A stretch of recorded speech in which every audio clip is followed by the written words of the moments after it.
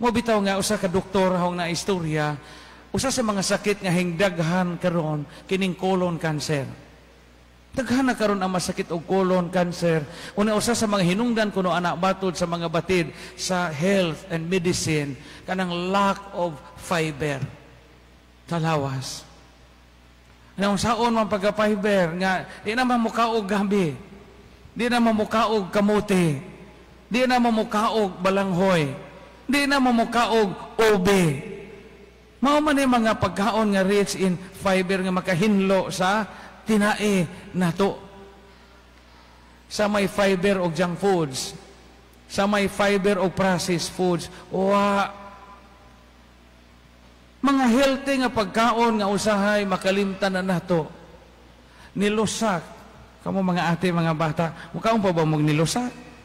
Di na, asa. Kanang nilusak bitaw nga tiil gigamit, no? Kan dinumugan kanang tiil bitaw gigamit nga sagol pangagod.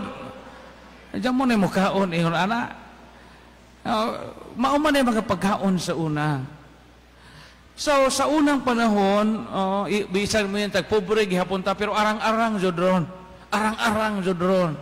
Nga naman, wa na ta kaadyo magnihit og kaon.